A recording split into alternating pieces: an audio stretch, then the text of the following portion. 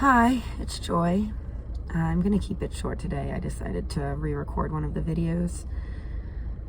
It's amazing how much effort it takes to show up and film just for a couple minutes a day. Thinking about 90 days to make or break a habit. 90 days, 3 months. Not doing too bad. I think about it every day already.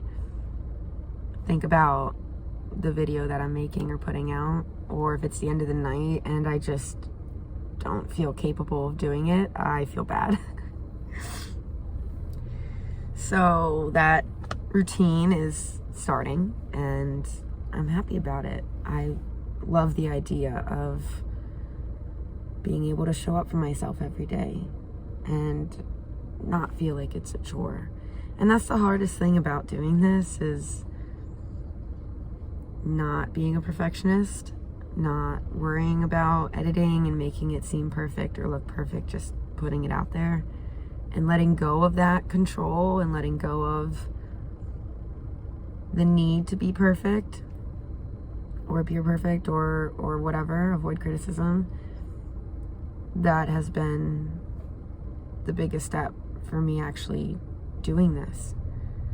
And I should have been doing this every day while I was on my trip, and I was in such a survival, traumatized mindset that it felt totally unachievable.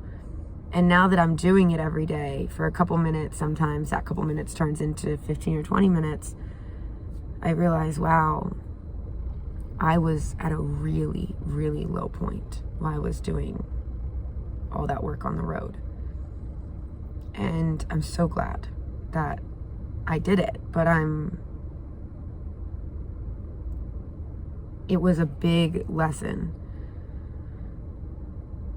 about being prepared emotionally, mentally, physically for that kind of demanding schedule of traveling every single day. We have women that travel just for a weekend with us and say, oh my gosh, I'm exhausted. How did you do this for 6 months? I don't recommend it to anybody. Not unless you have a lot more money and a lot more support than I had. But maybe someday I'll have enough money where I can help out other women who wanna go boots on the ground and do this work. So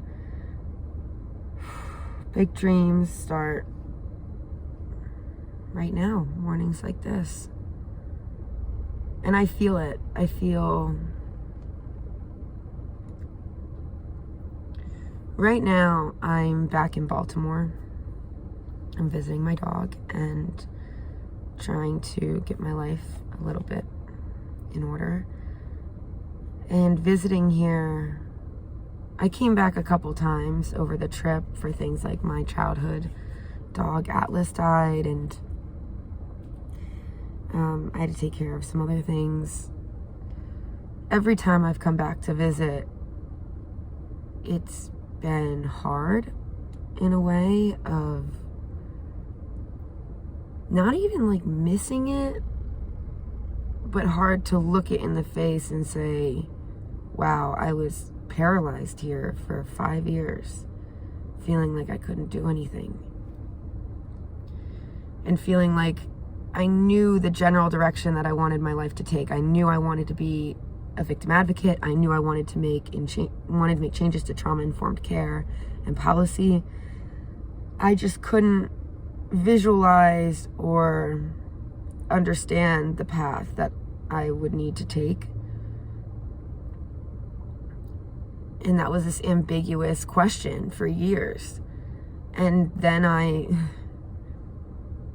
threw my whole life caution to the winds and went on this trip for 6 months.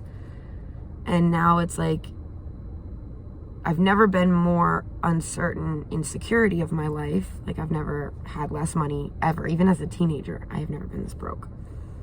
I've never had a place to live for this long. Never been without access to my doctors and medications. All of that stability has disintegrated over this trip, and I'm slowly rebuilding it. But I've never felt more inspired, more motivated, or like I had more direction. Like this is the path. This is it. Starting boots on the ground, doing that hard work, scraping by to make change and to change minds and to reach people. This is the start of the rest of my life. And for all the bad things that happened on this trip, that happened because of this trip, I can never regret doing this. I could never regret finding my true purpose, finding my true passion and my true path. I said the same thing about getting married. I was married to, I mentioned in my last video, married to a military man for 4 or 5 years. And it was a nightmare in a lot of ways. And I have a lot of bad memories, but I would never regret it because it taught me self-respect.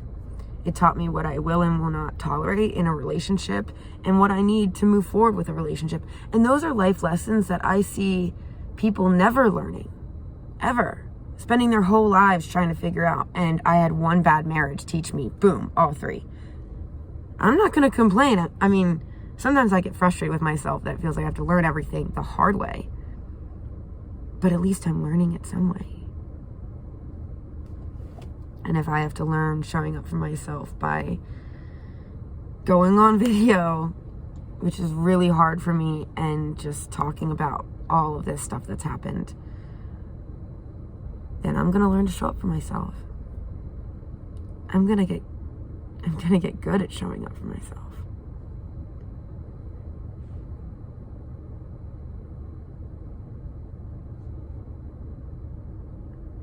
I've never felt like there's so much potential for the positive change I can make for women and girls.